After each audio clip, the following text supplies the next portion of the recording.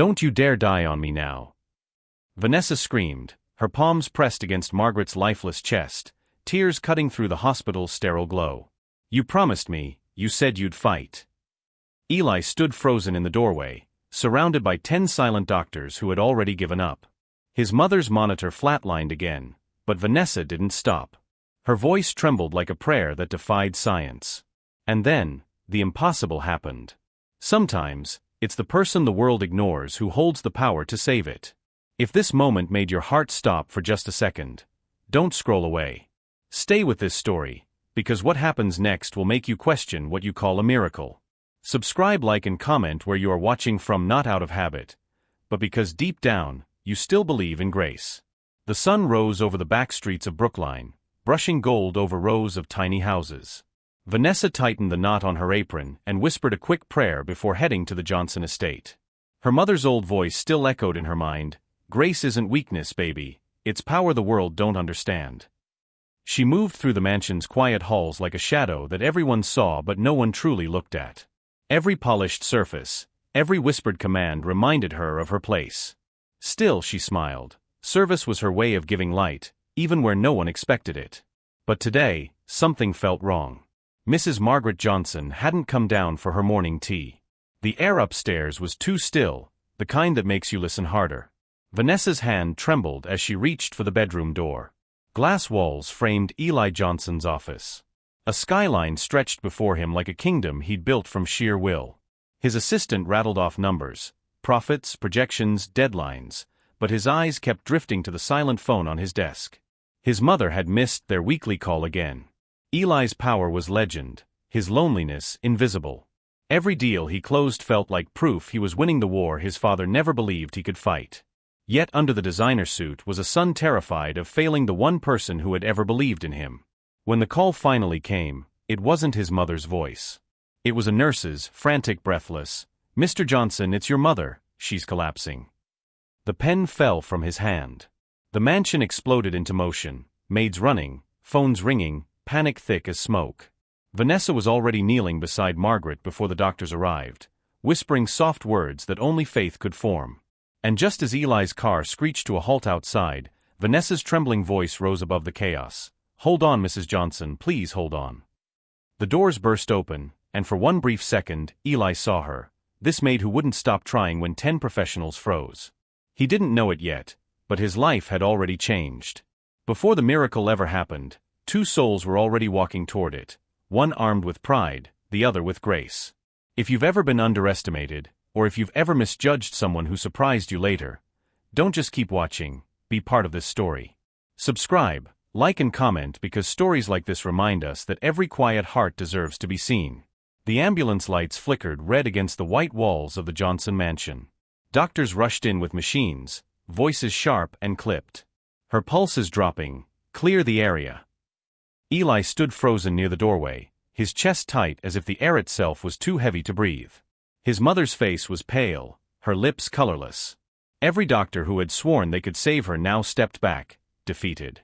And then, through the shouting, a soft voice broke the chaos. "Please, let me try." Vanessa's voice trembled, but her eyes didn't. Every head turned toward her, a maid in a simple uniform daring to speak among men with degrees and titles. One of the doctors snapped, "Ma'am, this is not your place." But Margaret's body jerked weakly, as though she'd heard Vanessa calling. And something in Eli's chest cracked. He didn't believe in miracles, but he didn't believe in giving up, either. "Let her," he said quietly. The room fell silent. Vanessa knelt beside the bed, tears slipping down her cheeks. She didn't think, she just felt, the rhythm of the woman's breathing, the warmth fading from her skin, the desperate need to bring her back. Her trembling hand touched Margaret's chest. She whispered softly, words no one understood but everyone felt. It wasn't magic, it was faith, the kind that doesn't ask permission. A minute passed. 2. The monitor beeped once. Then again. Gasps filled the room. The flat line began to dance, a pulse, faint but real. Eli's knees buckled. His breath came in sharp bursts. "What did you do?" he whispered. Vanessa didn't answer. She just looked up at him, eyes full of tears and something even deeper, a quiet kind of certainty. "I just couldn't let her go." Margaret's fingers twitched. Her eyelids fluttered. The doctor stared, stunned. And for the first time in his life, Eli Johnson, the man who thought control was everything, felt utterly powerless in front of a maid who believed when he couldn't. Hours later, the house was still buzzing. Margaret was alive, breathing on her own. The doctors were still trying to explain it. Vanessa sat outside the room, her uniform soaked with tears and adrenaline. She wasn't sure whether to cry or pray again. Eli stepped out, silent, his eyes red but unreadable. He looked at her, really looked, as though seeing her for the first time. "You saved her," he said quietly. "I tried," she replied. "No," he corrected. "You did." But before Vanessa could respond, the nurse called him back inside and she sat there, hands clasped, whispering thanks into the cold night air, unaware that her life had just crossed a line it could never go back from. Sometimes miracles don't come from heaven, they come from the hands the world refuses to see. If you've ever watched someone fight for a life, or if you've ever been the only one who refused to give up, this story is for you. Subscribe and like, not for me, but for every unseen heart that's ever made the impossible happen. 3 days later, Margaret Johnson's recovery had turned the mansion into a living headline. Doctors called it unexplainable. Nurses whispered about that maid. Every hallway hummed with gossip, admiration, and disbelief. Eli stood in the study, the news playing quietly in the background. Johnson heir's mother recovers miraculously after collapse, staff member credited. He muted the screen. The word miraculously made his stomach twist. He didn't want to believe in miracles, he wanted explanations. Numbers. Proof. Science. Anything that made sense. When Vanessa entered to bring tea, he barely looked up. "You don't have to do that anymore," he said. "Do what, sir?" "Play the saint." The words cut deeper than he meant them to. She set the tray down quietly. "I'm not a saint, Mr. Johnson," she said softly. "I'm just someone who couldn't watch your mother die." For a moment, silence stretched between them, heavy, uncomfortable, human. Eli looked away first. Upstairs, Margaret was sitting up in bed, her color slowly returning. Her voice was still fragile, but her eyes sparkled with a strength no one had seen in months. "Eli," she said, "I want Vanessa moved to the guest quarters. She's not just staff now, she's family." Eli froze. "Mother, you can't just." "I can and I will." Margaret smiled gently, her tone soft but unshakable. "When 10 doctors failed me, she stood by me. That's more family than most blood gives." Eli wanted to argue, but he couldn't. He left the room with the weight of something he didn't want to name, gratitude mixed with discomfort. Vanessa's presence reminded him of what logic couldn't fix. That night, Vanessa sat by the servant's window, watching the city lights flicker in the distance. She should have felt proud, she had saved a life. But the whispers from the staff haunted her. She just got lucky. Probably some kind of trick. Now the madam's acting like she's her daughter. Vanessa sighed and pressed her palms together. "Lord," she whispered, "why do people fear what they don't understand?" Below her window, a car door slammed. She looked down to see Eli standing by his car, looking up, his face half in shadow. He didn't say a word, but for the first time, there was no anger in his eyes, only confusion. Maybe even respect. Still, he turned away first. We doubt what we can't explain, even when it saves us. If you've ever pushed away something good because you were afraid to believe in it, you know how Eli feels right now. Subscribe, not for the story, but to remind yourself that faith and logic can live in the same heart. Margaret's recovery amazed the hospital, but her doctor gave a quiet warning when Eli came for an update. "Her vitals are improving, but she's fragile," the doctor said. "Stress could undo everything." Eli nodded, his jaw tight. "She needs rest. No surprises." When he returned home, he found his mother laughing, as Vanessa helped her walk down the hall. Margaret's voice carried warmth the house hadn't known in years. "Eli, look. Vanessa says sunlight is medicine." "Mother, you shouldn't be out of bed, Eli," she interrupted softly. "You should try listening to her. She seems to know a thing or two about life." Eli sighed, but when Margaret nearly stumbled, it was Vanessa, not him, who caught her. Their hands brushed, and for a split second, something flickered behind his eyes. Guilt, awe, maybe both. Later that night, Margaret called Eli to her room. "You're going to be traveling for meetings again, aren't you?" she asked. "Just for a few days," he replied. She smiled faintly. "Then I want Vanessa to stay with me here in your father's old wing. The nights get long." Eli hesitated. That part of the house had been locked since his father's passing, a place filled with silence and shadows. But when his mother coughed, he couldn't refuse. "Fine," he said quietly. "If that's what you want." And just like that, Vanessa Strong, the maid who once dusted the halls, found herself living in the heart of the Johnson mansion. The first night was awkward.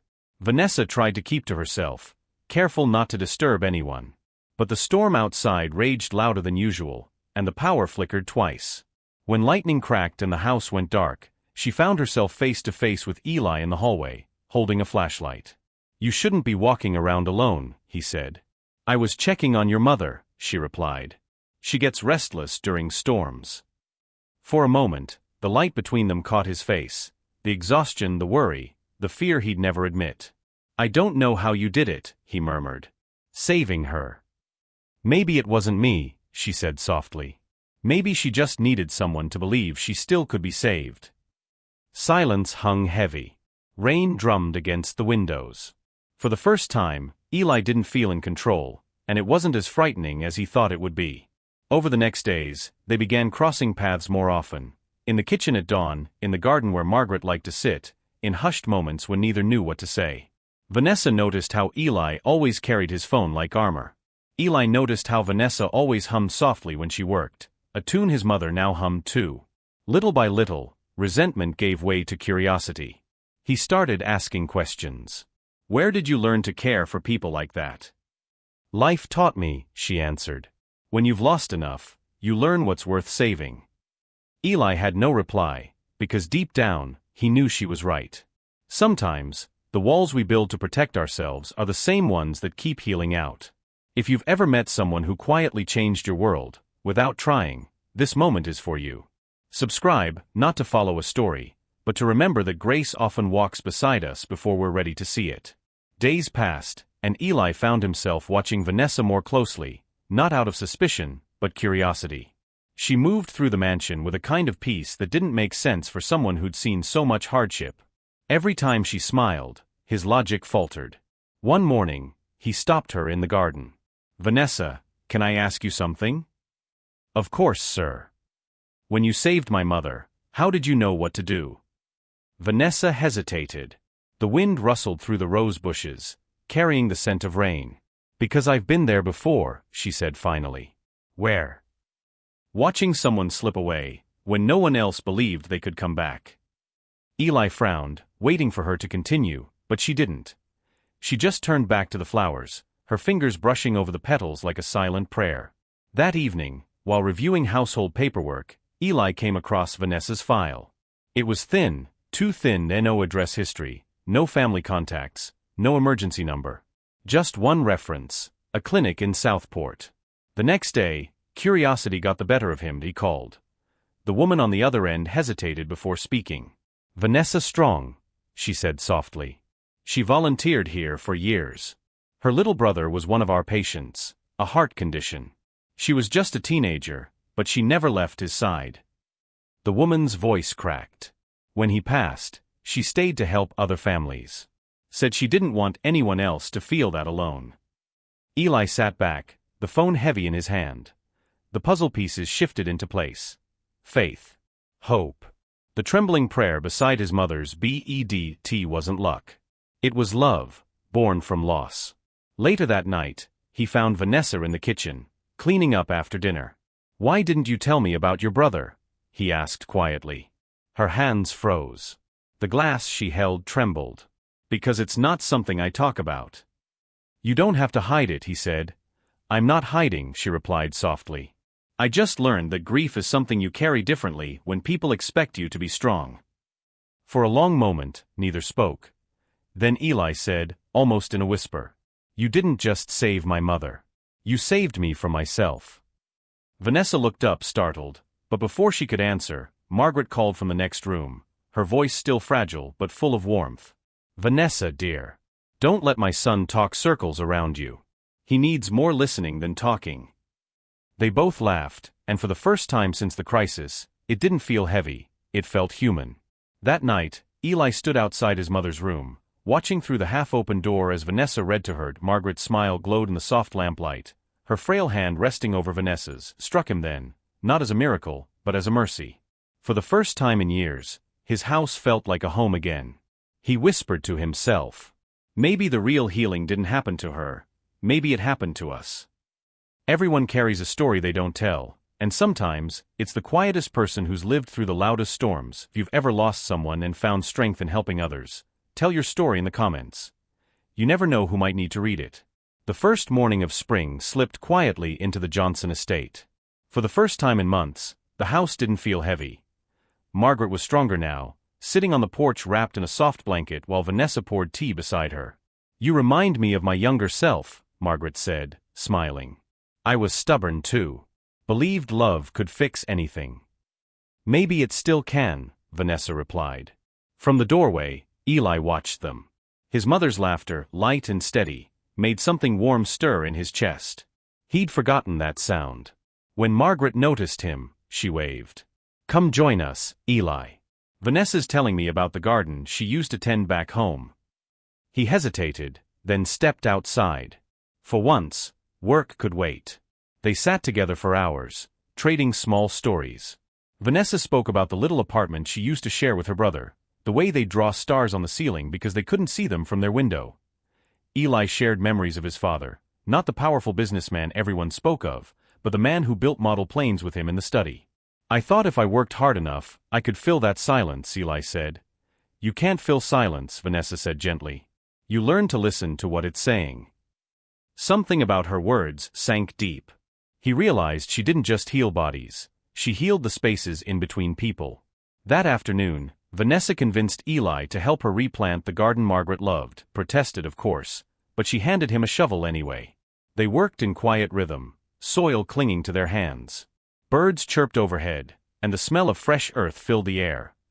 When Eli knelt beside her to place a new rose bush, their hands brushed. Neither spoke. It wasn't awkward, just still. "You're not what I expected," he said finally. "Neither are you," she answered with a small smile. They both laughed, the kind of laugh that eases something unspoken. That evening, Margaret watched them from her window. She saw how her son smiled again, how Vanessa's presence filled the house with life.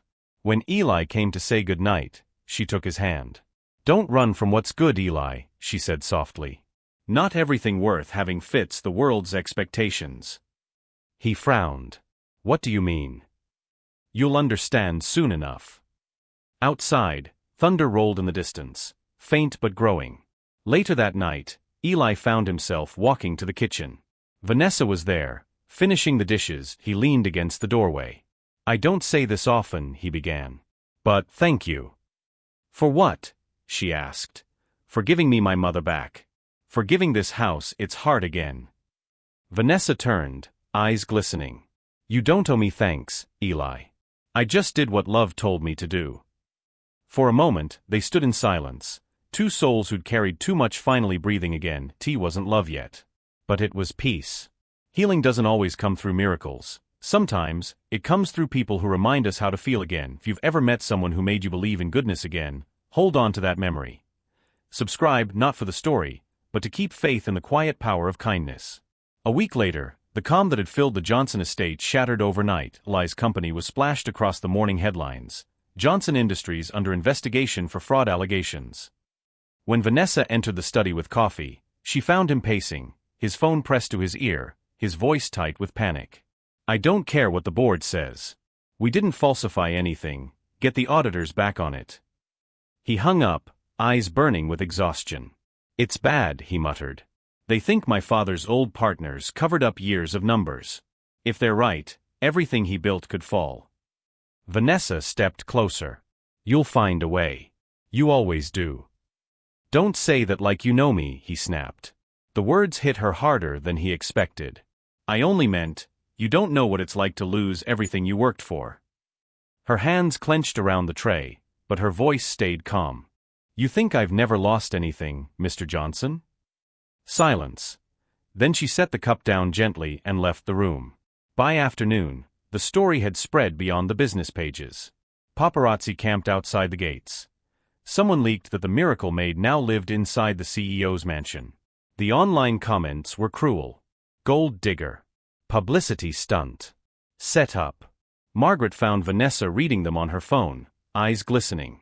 "Child, don't let strangers write your truth," Margaret said softly. "They don't know the price of your kindness." But when Eli came home that night, his expression was cold. "You talked to the press?" "What? No." "Then how did they know you were here?" Vanessa took a step back. "You think I'd use your mother's recovery for attention? I think I don't know what to believe anymore." Her breath caught. "Then maybe you never did." She turned and walked out, the front door slamming behind her. Margaret confronted her son in quiet fury. "Eli, you've learned nothing." "Mother, that woman risked her heart to save me, and you repay her with suspicion?" He lowered his head. "Everything's falling apart. I can't lose control now." "Control isn't strength, Eli," she said. "It's fear dressed as power." He sat in silence, realizing she was right, and hating that truth hurt more than the scandal. Vanessa walked through the city streets that night, rain blurring the lights. She had nowhere to go, but she didn't care. For the first time since saving Margaret, she felt small again, unseen, unwanted. She stopped under a bus shelter, whispering, "Maybe I was foolish to think hearts can heal that easily." Yet even as tears mixed with rain, a tiny spark refused to die, a belief that love, even broken, still mattered. When people panic, they often hurt the ones who tried to heal them first. If you've ever been blamed for caring too much, you know how Vanessa feels. Subscribe, not for drama, but to remind yourself that being kind is still worth it, even when it costs you. The house was silent now. The laughter, the warmth, gone. Eli sat in his office surrounded by shadows, headlines still glowing on his laptop screen. Every sound of the clock ticking felt louder than his thoughts. Margaret's voice from earlier echoed in his mind. "Control isn't strength, Eli. It's fear dressed as power." He buried his face in his hands. For the first time in years, he didn't feel like a CEO. He felt like a son who had disappointed the two people who'd believed in him most. Then he saw it, a small folded napkin sitting on his desk. Vanessa's handwriting, IT read, "Don't let what's breaking blind you to what's still whole." He didn't remember her leaving it, he just stared at the words until his vision blurred. Across town, Vanessa stood outside the small community clinic where her brother had once been treated. Inside, the same nurse she'd volunteered with years ago recognized her instantly. "Vanessa Strong," the nurse smiled. "I saw you on the news. You haven't changed."